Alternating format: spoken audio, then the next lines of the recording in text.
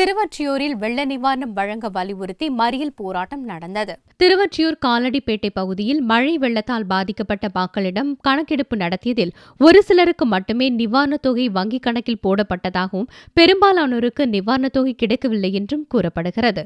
நிவாரணத் தொகை பெறாதவர்கள் திருவொற்றியூர் வட்டாட்சியர் அலுவலகத்தில் தங்கள் குடும்ப அட்டைகளை ஒப்படைக்க வந்தனர்.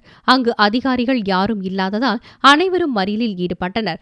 இச்சம்பவம் பற்றி தகவல் அறிந்து சம்பவ இடத்திற்கு விரைந்து வந்த அதிகாரிகள் போராட்டத்தில் ஈடுபட்டவர்களுடன் பேச்சுவார்த்தை நடத்தினர். இந்த இடத்துல நாங்க மனு கொடுத்திருக்கிறோம்.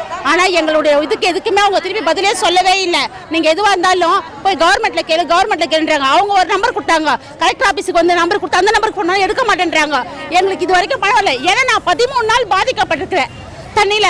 எங்க வீட்டுல ஒரு உயிர் போயிருக்குது. இன்ன வரைக்கும் பணம் தரல. அப்புறம் யார் எப்ப தருவாங்க எங்களுக்கு கவர்மெண்ட்? அப்ப என்ன கவர்மெண்ட் நடக்குதுங்க? கவர்மெண்ட்ன்றதுல ஒழுங்கா 4 பேருக்கு செயல்படணும். பாதிக்கப்பட்டவங்க நான் பார்த்திருக்க வரைக்கும் பணம் வாங்கினவங்க தான் வாங்கியிருக்காங்க, பணக்காரங்க தான் வாங்கியிருக்காங்க. எங்களை மாதிரி பாதிக்கப்பட்டவங்க யாருமே வாங்கல. அத முதல்ல இருந்து கவர்மெண்ட் நல்ல நடவடிக்கை எடுக்கட்டும். ஏன் தெரியுமா? நாங்க நேரடியா பாதிக்கப்பட்டோம். எங்க பகுதியில 5000 ரூபாய் நிதி யாருக்குமே ஒரு ஆளு கூட வரல. இது வரைக்கும் சம்பவம் நடந்து ஏறத்தாழ 1 மாசம் 2 மாசம் ஆகுது. இது வரைக்கும் வெள்ள நிவாரண நிதி வரவே இல்லை. எந்த ஒரு அரசியல் கட்சி தலைவர்களோ உங்களுக்கு வந்துதான் வரலையா, உங்க நிலைமை என்னன்னு கூட எங்களை பார்த்து கேட்கல.